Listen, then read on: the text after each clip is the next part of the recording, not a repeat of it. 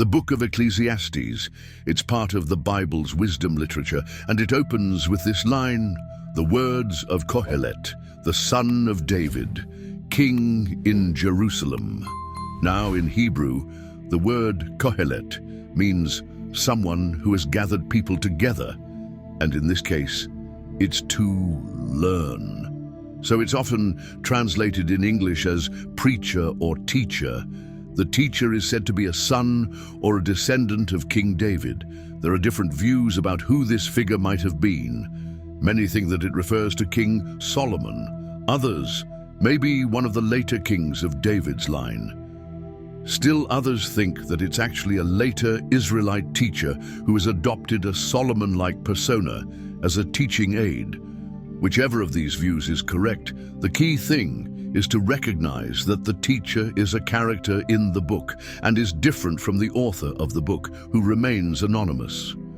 We do hear the preacher's voice for most of the book, but it's actually a different voice, the author, who introduces us to the preacher in the first sentence, and then at the end concludes the book by summarizing and evaluating everything the preacher just said.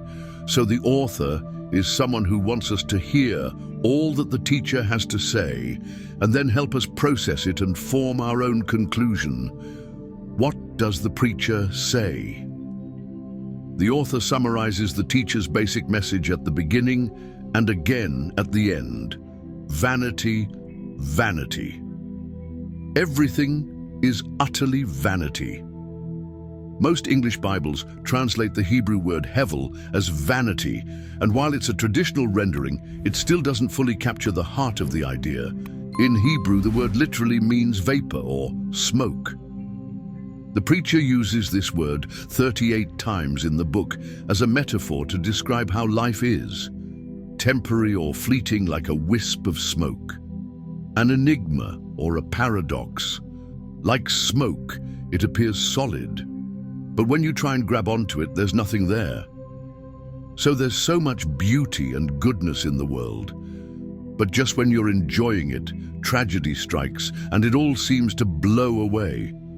We all have a strong sense of justice, but all the time, bad things happen to good people. Life is constantly unpredictable. It's unstable, or in the teacher's words, like chasing after the wind. Why is he saying all this? The author's basic goal is to target all the ways we try to build meaning and purpose in our lives apart from God, and he lets the teacher deconstruct these. He thinks we spend most of our time investing energy and emotion in things that ultimately have no lasting meaning or significance, and he lets the teacher give us a hard lesson in reality. You can see this most clearly in the opening and closing poems, which focus first on time and then on death. The preacher says, you can spend your whole life working and achieving because you think that makes your life meaningful. But you should really stop and consider the march of time. For all the human effort that takes place in the world, nothing really ever changes. Sure, we develop technology and build nations that rise and fall, but go climb a mountain and see if it cares. It was there long before any of us, and it will be here long after.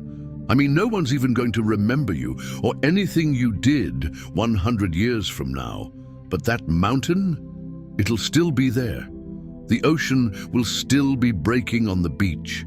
The sun will still rise and set. Time will eventually erase you and me, and everything we care about. If that's not disheartening enough, the teacher also can't stop talking about death all the way through the book, especially in this poem near the end. He says, death is the great equalizer, and it renders meaningless most of our daily activities. It devours the wise and the fool, the rich and the poor. No matter who you are or what you've done, good or bad, we're all going to die, and it's inescapable. With these two ideas in hand, the teacher goes on to consider all the activities and false hopes we invest our lives in to find meaning and significance, like wealth, career, social status, or pleasure. So you think working hard is going to make life worth it? Think about the stress and the toll that takes on you, all the anxiety and sleepless nights. And by the time you actually earn some wealth, you're going to be too old to enjoy it anyway. Then, by the time you pass it on to someone, they may not even care about anything you did. Or maybe you think pleasure is going to make life worth it for you. Go for it. Live for your vacations. Live for the weekend party. But Monday always comes. Vanity, vanity. Everything is utterly vanity. So what's the point? What does the teacher advocate then? That we become pure hedonists or relativists? Well, no, that would be vanity too. The teacher acknowledges the ideas from Proverbs, that living by wisdom and the fear of the Lord, these have real advantages. On the whole, life will probably go better for you. But the problem is, even wisdom is vanity too, because it don't guarantee a good life. Good people die tragically. Horrible people live long and prosper. There are just too many exceptions. So even wisdom is vanity. Again, not meaningless, but an enigma. Wisdom doesn't always work the way you think it should. So what's the way forward in the midst of all this vanity? Here, paradoxically, the preacher discovers the key to true enjoyment of life under the sun. Accepting vanity. It's acknowledging that everything in your life is totally out of your control. About 6 different times, at some of the bleakest moments, the teacher talks about the gift of God, which is the enjoyment of simple good things in life. Friendship, a family, a good meal, a sunny day. You can't control these things. You're certainly not guaranteed them. But that's their beauty. When I come to adopt a posture of total trust in God, it frees me to simply enjoy my life as I actually experience it, not as I think it ought to be. Because even my expectations about what life ought to be are ultimately vanity. Vanity, vanity. Everything under the sun is utterly vanity. So the preacher's words come to a close. Right here at the end, the author speaks up again, and he brings it all to a conclusion. He says the preacher's words are very important for us to hear. He likens them to a shepherd's staff with a goad, a pointy end, which might hurt when it pokes you. But he says the teacher is trying to poke you to get you to move in the right direction, towards greater wisdom. The author then warns us you can actually take the preacher's words too far.